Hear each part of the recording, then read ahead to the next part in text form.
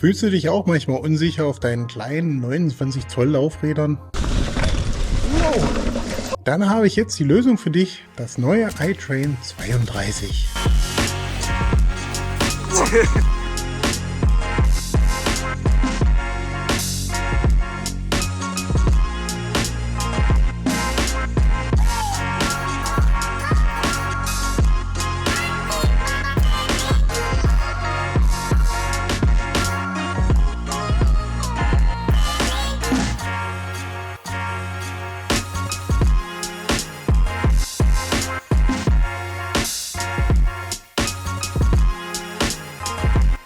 Ich durfte vor kurzem Simons neues iTrain 32 Probe fahren und möchte heute meine Erfahrung kundtun.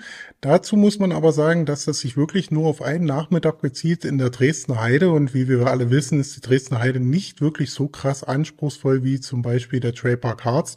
Das heißt, meine Erfahrung bezieht sich eben nur darauf, und die ist auch ein bisschen mit Vorsicht zu genießen. Nichtsdestotrotz, denke ich, gibt es doch einen guten ersten Eindruck zu diesem Rad, und der war bei mir durchaus positiv. Ich bin mir ziemlich sicher, dass das Rad viel mehr kann als die Dresdner Heide, aber da ich nun mal nur dort gefahren bin, kann ich eben auch nur darüber reden. Ich fand's aber so genial, dass ich tatsächlich meine Pläne für ein 29 Zoll Downcountry Cross-Country Leichtbaurad für 2026 erstmal auf Eis gelegt habe, denn ich gucke erstmal, was so auf 32 Zoll kommt, und ich habe vor, tatsächlich ein 32 Zoll mir selbst aufzubauen. So genial fand ich das. Ich war auf diese Ausfahrt tatsächlich so euphorisch, dass selbst Simon mich da ein bisschen gezügelt hat, meine Erfahrung, und das fand ich schon beachtlich, sage ich mal. Ah ja, okay, gut.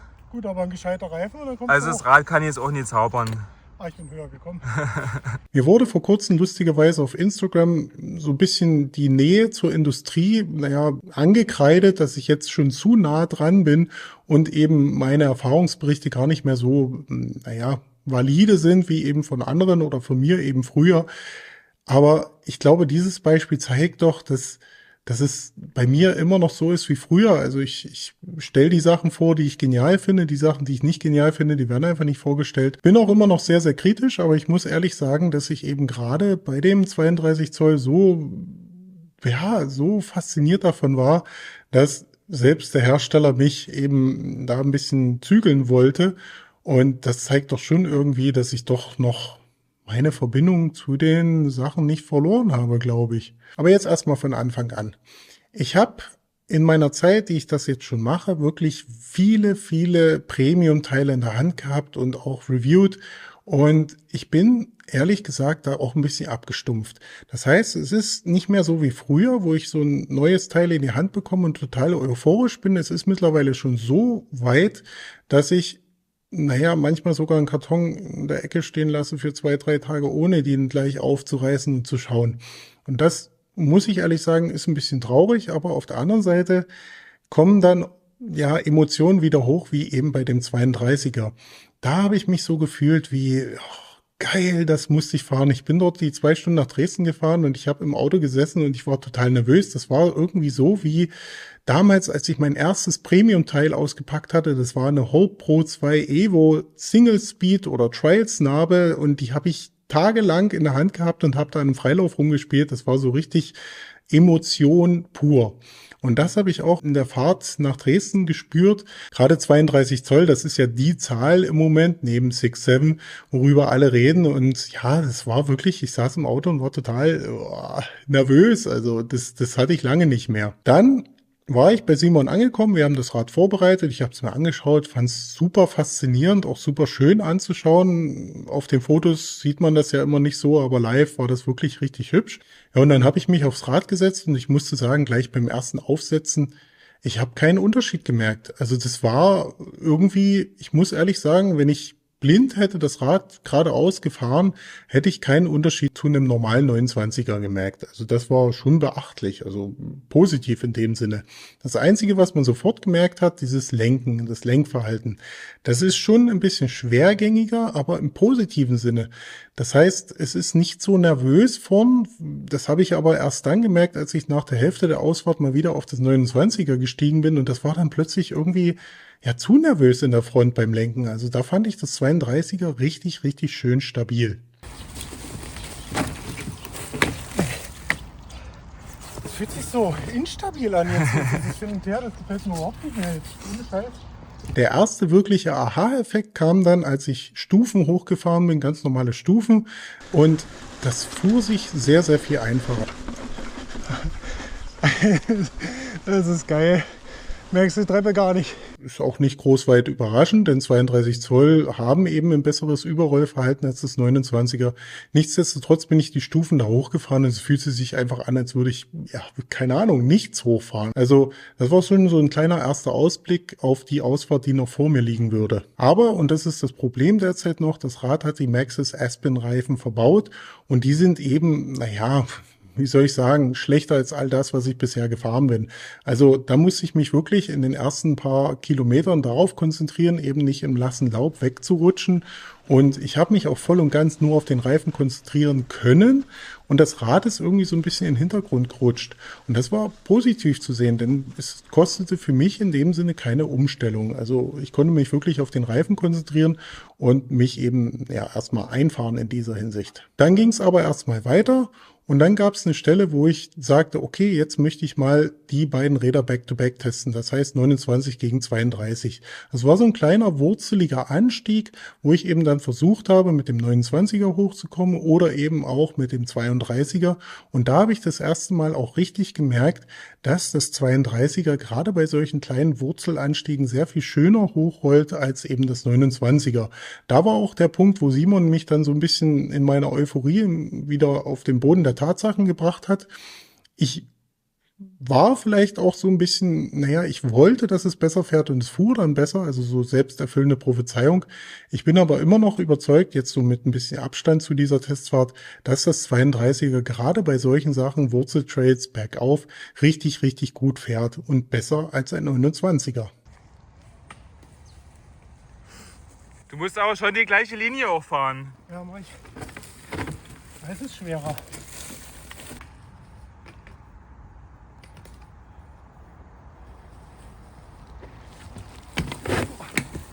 Okay.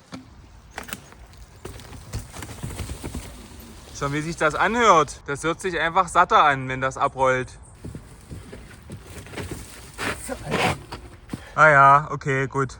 Gut, aber ein gescheiter Reifen oder kommt Also das Rad kann jetzt auch nicht zaubern. Ich bin höher gekommen. Ich fühle mich an so meine Trial-Zeiten zurückerinnert, wo ich dann immer ewig eine Stunde an so einem Teil probiert habe.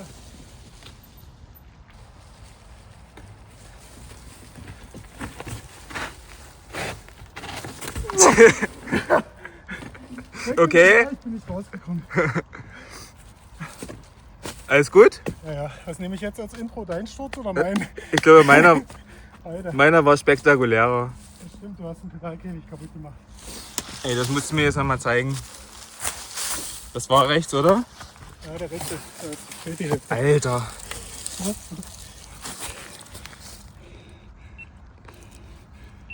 Krass. Erstmal 120 € geschraubt. Scheiße. Ja, kannst du noch reinklicken. Ja. Fräst du hier den hinteren Teil ab und dann hast du halt Leichtbaupedal. Es ist aber auch so, dass man seine Fahrweise ein Stück weit umstellen muss. Es gab da so eine Stelle, da ist dann Simon wieder auf dem Rad gefahren, vorher mit seinem 29er hoch. Da hat er immer die Highline genommen. Also er sagte zumindest, er nimmt immer die Highline, er kennt sich da ja aus. Und dann hat er es versucht, mit dem 32er zu fahren und es ging nicht. Und er ist dann in der Mitte hochgefahren und da war es einfach wirklich gut, wo er vorher mit dem 29er eher nicht lang gefahren wäre. Man muss natürlich sagen, dass es eventuell auch das Problem der Reifen war, denn die sind dort auch an dieser Stelle durchgerutscht, eben auf der Highline und da war auch ein bisschen Laub. Aber für mich war es auch das Szenario, wo ich eben in der Mitte hochgefahren bin und links die Highline eben nicht so gut geschafft habe. Also das war auch schon ja ein Stück weit bezeichnend dafür, dass man vielleicht auch ein Stück weit seine Fahrweise ein bisschen anpassen muss. Später kamen wir dann an eine kleine technische Stelle, also zugegebenermaßen war die nicht wirklich besonders anspruchsvoll, aber die Dresdner Heide hat nun mal nicht so eine krassen Sachen wie eben hier im Trailpark Harz. Jedenfalls bin ich dort zweimal runtergefahren, also mehrfach runtergefahren, einmal super langsam, um das Ganze so ein bisschen zu simulieren und dann auch mal ein bisschen zügiger. Und da war es wirklich gut, also spürbar, dass man mit 32 Zoll bei solchen Sachen eben gut runterkommt. Ich muss zugeben, dass ich mit dem 29er dort nicht runtergefahren bin, aber es fühlte sich einfach sehr, sehr schön an, gewohnt, sicher. Auch die Front beim langsamen Fahren war nicht so nervös wie mit dem 29er, wie ich das normalerweise so kenne. Also nervös in Anführungsstrichen, aber es war irgendwie stabiler. Ich habe immer so gedacht, dieses KISS-System von Synthes war das, glaube ich, und Canyon hat das ja auch verbaut, wo eben so eine Feder im Steuersatz drin ist, dass das die Lenkung dort ja stabiler wird oder nicht so wegfloppt, das Front Wheel.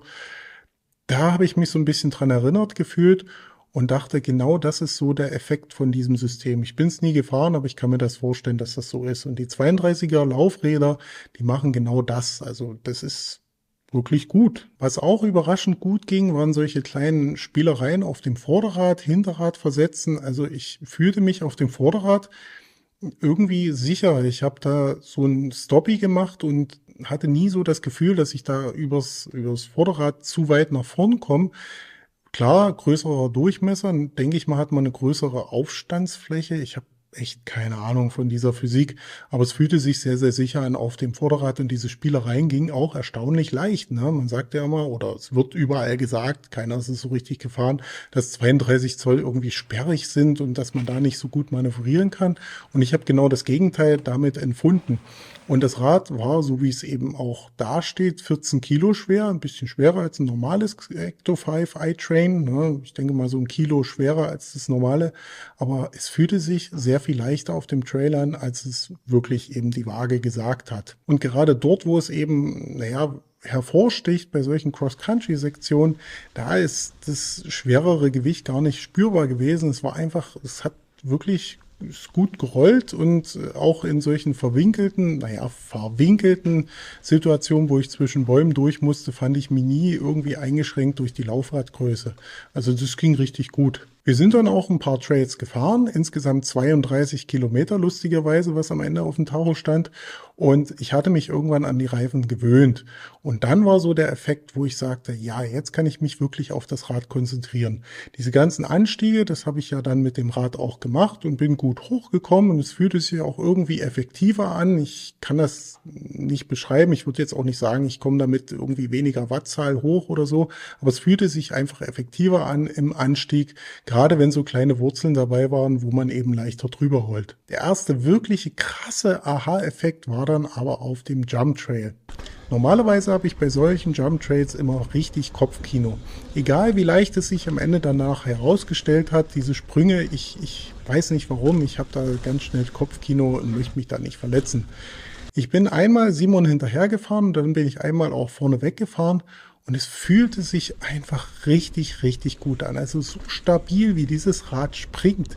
Das war besser als mein Stanton Sedona, das dann wirklich für solche Sachen ja auch ausgelegt ist. Ne? Ein Hardtail, 29 Zoll, recht leicht und so mit einer Geometrie, wo man halt eben springen kann. Und Simons Rad, das 32 Zoll Rad, das fühlte sich da besser an. Also man konnte richtig gut abziehen. In der Luft war es super stabil. Und das war so, wo ich komplett überzeugt war von diesem Rad und dass ich auch ein 32 Zoll Rad haben möchte. Euphorie pur. Wir haben uns dann am Ende auch sehr, sehr lange über das Rad unterhalten und die technischen Besonderheiten eben herausgestellt. Das könnt ihr euch gerne am Ende des Videos anschauen. Ich habe es leider nicht so schön aufgenommen, das Audio ist ein bisschen blöd, aber am Ende des Videos ist das eben auch mit thematisiert. Ich möchte jetzt auch nicht so genau drauf eingehen. Wer sich das anschauen möchte, auf Simons Homepage ist alles wirklich super aufgelistet, alle Geometriedaten, alle möglichen Leverage Ratio und was weiß ich nicht alles, also da kann man sehr detailliert sich über das Rad informieren. Ich bin mit meinen 1,80 und 87er Schrittlänge das S2 gefahren, das war auch nur das, was verfügbar war, und mit einer 125 mm Dropper Post. Und da muss ich sagen, die war ein bisschen im Weg, also der Sattel war ein bisschen im Weg, aber Simon ist das Rad einen Tag zuvor mit genau derselben Sattelstütze und 3 cm tiefer gefahren und ich hätte locker eine 150 mm Sattelstütze eben verbauen können und dann wäre der Sattel auch nicht so im Weg gewesen. Also das hat sich richtig gut angefühlt und auch gerade mit meinen 1,80 bin ich ja so Durchschnittsgröße und es wird ja überall gesagt, dass diese Laufradgröße irgendwie für größere Menschen geeignet ist. Also ich mit meinen 1,80 fühlte mich da richtig wohl drauf und würde jetzt nicht unbedingt sagen, dass man da größer sein muss. Ob man kleiner damit noch fahren kann, weiß ich nicht. Also habe ich noch keine Erfahrungsberichte gelesen. Irgendwann werden die 32 Zoll natürlich zu groß, wenn man besonders nach hinten absteigen möchte. Ich konnte genau über dem Rad stehen, also es hat jetzt nichts irgendwie berührt bei mir, aber ein bisschen kleiner und ich denke, dann sitzt man schon auf dem Reifen auf, wenn man versucht, eben hinten drüber zu stehen. Der Vorbau sieht zugegebenermaßen ein bisschen gewöhnungsbedürftig aus, der muss aber so sein, den hat Simon auch noch mit dazu konstruiert, damit man eben diese höhere Einbaulänge der Gabel ausgleicht oder des Laufrades. Ne? Und ich hatte ja zu Anfang gesagt, ich habe mich draufgesetzt und habe mich da nicht irgendwie anders gefühlt als auf einem 29er Rad. Das heißt, man schließt die Augen, man fühlt sich ganz normal wie eben auf einem normalen Rad. Und wenn man fährt, guckt man da ja auch nicht auf den Vorbau. Beim Vorbau, bevor es irgendjemand anmerkt, der hat nur eine Klemmung an Gabelschaft, eine Klemmschraube. Das reicht aber vollkommen. Ich glaube, das ist eine M8 oder eine M10, also da ist ordentlich Klemmkraft vorhanden. Ja, und das war es eigentlich schon von meinem Erfahrungsbericht. Ich bin es, wie gesagt, nur einen Nachmittag gefahren, also kann noch nicht wirklich viel berichten. Ich hätte es echt gern mit ordentlichen, potenten Reifen gefahren und eben auch mal bei mir zu Hause getestet, denn das Rad kann ja auch mit 140 Millimeter am Heck aufgebaut werden. Aber es hat halt nicht sollen sein und es gibt ja auch noch keine richtigen Reifen dazu. Die 32 Zoll werden natürlich online sehr verteufelt, gerade bei Mountainbike News, super viele negative Kommentare, das sieht doof aus, also oftmals ist es wirklich nur das Aussehen, was da kritisiert wird, ohne dass das wirklich jemand gefahren ist bisher. Ich muss sagen, bei mir war es so, nach dem Tag auf dem 32 Zoll war das 29er von Simon irgendwie ungewohnt. Das schaute nicht mehr so proportional schön aus, wie es denn dann auch wirklich tat bis zu diesem Zeitpunkt. Also man gewöhnt sich da auch ein bisschen um und man sieht die 32 Zoll dann schon ganz schnell als normal an. Also ich bin der Meinung, da wird einfach nur ein bisschen Gewöhnung bei sein und in einem Jahr, wenn es sich dann etabliert hat oder vielleicht 2 Jahren und ja, ich glaube daran, dass sich das etabliert, dann sieht man das gar nicht mehr so schlimm. Dann sieht ein 29er eher so wie ein BMX aus. Was natürlich auch häufig kritisiert wird, ist, dass eben, ja, es wird wieder eine neue Sau durchs Dorf getrieben. Die Fahrradbranche ist in einer Krise und versucht jetzt mit dem neuen Laufradmaß irgendwie sich wieder neu zu erfinden und eben auch den Kunden dazu zu bringen, wieder Geld auszugeben. Ich weiß nicht, ob das wahr ist. Ich kann das nicht beurteilen. Ich weiß, dass viele Firmen schon an 32 Zoll arbeiten. Und naja, vielleicht auch einfach mal ein bisschen Fortschritt machen und dass es vielleicht auch bald neue Studien gibt, dass es wirklich zeigt, dass 32 Zoll besser sind. Im Cross-Country, Down-Country wird es ja wahrscheinlich auch schon nächstes Jahr oder es wurde dieses Jahr schon im World Cup gefahren. Wie gesagt, ich kann das gar nicht beurteilen. Ich würde es mal nicht so sehen, dass wir wieder Geld machen wollen und was auch immer. Ich bin aber, und das habe ich ja gesagt, davon überzeugt und ich bin auch der Meinung, wer jetzt 29 Zoll so ein Projekt für sich hat, so wie ich es eben auch hatte, der sollte noch warten, was 2026 gezeigt wird. Also es werden Firmen kommen mit 32 Zoll, werden auch neue Reifen auf den Markt kommen, da bin ich mir sicher. Und das Rad von Simon, das ist ja auch von DT Swiss sozusagen initiiert worden. DT Swiss hat jemanden gesucht, der eben 5 32 Zoll Rahmen zur Verfügung stellt, beziehungsweise konstruiert und dann zur Verfügung stellt. Das hat Simon gemacht und daraus ist das Ganze ja entsprungen. Und das Rad hat auch DT Swiss Laufräder dran, wobei ich da sagen muss, naja, es sind ungelabelte Laufräder, die waren sicherlich sehr leicht. Das Rad als solches war ja auch sehr leicht. Aber mit 24 Speichen bei mir im Trailpark Harz, egal ob ich da jetzt gute Reifen drauf habe oder nicht, da würde ich eher nicht unbedingt so fahren. Aber ich weiß auch, dass zum Beispiel White Industries, die ja auf der Bespoke schon ihre 32 Zoll Laufräder vorgestellt haben, dass die an einem stabileren Laufradsatz arbeiten. Und mit denen bin ich auch schon in Kontakt. Und für das 32 Zoll Rad, was ich mir so vorstelle für 2026, sind die Laufräder ein ganz heißer Kandidat. Aber ich bin mir auch sicher, dass DT Swiss auch da noch mit Komponenten über den Weg laufen wird. Jetzt habe ich mir lange die Frage gestellt, ob ich auch über die Intent-Komponenten ein Wort verlieren möchte. Und das möchte ich tatsächlich. Die haben funktioniert. Intent hat ja kürzlich die Samurai vorgestellt, die Samurai 32. Das ist auch die Gabel, die dort verbaut war. Und ja, die funktioniert einfach. Also wie gewohnt bei Intent, Dämpfer und Gabel funktionieren. Und dadurch, dass ich das Zeug schon so oft und lange gefahren bin, konnte ich mich wirklich auf das Rad konzentrieren. Das ist so in den Hintergrund gerückt, ne, das Fahrwerk, das funktioniert einfach. Ich bin mir aber auch sicher, wenn DD Swiss einfach so einen Rahmen eben haben möchte, dass sie auch eine Gabel, die produzieren ja auch Gabeln, dann auch bald auf den Markt bringen wird. Wenngleich ich ja schon fix mit meinem Projekt, was ich mir so in Gedanken schon ausmale, eben mit der End-Gabel, ja, fahren werde, weil das einfach eine geile Gabel ist. Ne? Aber das ist ja auch nichts Neues bei mir. Da ist ja die Frage, ob ich wieder zu nah an der Industrie dran bin oder nicht. Da können wir ja gern mal was in den Kommentaren dazu schreiben. Ich bin der Meinung, ich bin immer noch unvoreingenommen, was das Ganze anbelangt. Aber wenn der Eindruck so rüberkommt, dass es eben nicht mehr so ist, dann muss ich entweder was ändern oder ich lasse es einfach so. Aber das war's auch schon für heute. Ihr könnt euch gern jetzt noch den Dialog zwischen mir und Simon über das Rad, die technischen Gegebenheiten anhören oder auch nicht. Und ich wünsche euch ja schöne Weihnachten und einen guten Rutsch. Ich weiß noch nicht, ob ich noch ein Video in diesem Jahr rausbringen werde. Das hängt immer davon ab, ob eben der Zoll, und das ist immer noch so, die Sachen für das Crossworks liefert. Wenn nicht, dann wie gesagt, guten Rutsch und wir sehen uns im nächsten Jahr wieder. Bis dahin, ciao. Der Rahmen ist natürlich jetzt schon ein bisschen schwerer als das Original. Aber ist ja auch klar, ne? Gerade das Steuerrohr ist ja auch viel höher belastet. Ja. Die Sitzstrebe ist viel länger. Ja gut, wenn du Mallet aufbaust, hast du ja dann Ja. bisschen zumindest Gewicht gespart. Definitiv. Aber der Umstieg zurück ist auch lustig. Also es ist auf jeden Fall, also dadurch ist es auch wieder saulustig, 29 Zoll zu fahren. Ja, Ähm, fühlt sich plötzlich sehr verspielt an, ne? ist so, es soll ja jetzt auch keine reine Werbeveranstaltung für 32 Zoll sein. Es ist einfach, es ist beides cool zu fahren. Es hat beides seine Berechtigung, es hat beides seinen Einsatzzweck und jeder kann sich das raussuchen, was ihm am besten gefällt. Also ich sag mal, hier für die Dresdner Heide ist das vollkommen ausreichend. Auf jeden Fall. Geil. Ja. Du hast halt hier nicht so krass technische Sachen. Ja, Spitzkern wahrscheinlich gar nicht, ich weiß es nicht. naja, wahrscheinlich nie so wie bei dir. Ja. Müsste man halt echt wirklich mal mit potenter Bereifung und dann einfach Ja. ein Bikepark und dann gucken, was es Genau. Und jetzt, wie gesagt, es sieht einfach nur noch normal aus. Gut, der Vorbau ist ein bisschen gewöhnungsbedürftig, aber wenn du fährst, guckst du eh nicht auf den Vorbau und dann fährst du halt ganz normal Rad.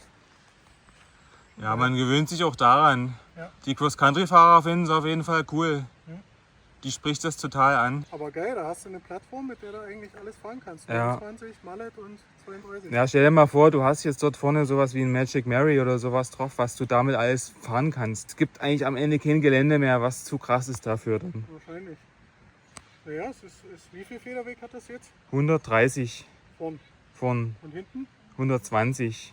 Alter, Ja. glaubst du nicht. Du könntest aber hinten natürlich auch 140 fahren. Also ich habe jetzt einen kleinen Dämpfer drin mit 190 mm Hub.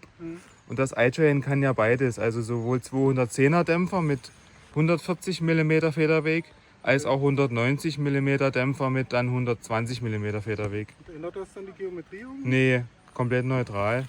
Und die ist auch so wie beim 29er, oder? Dafür ist ja dann hier dieses Joke Okay. oder Yoke.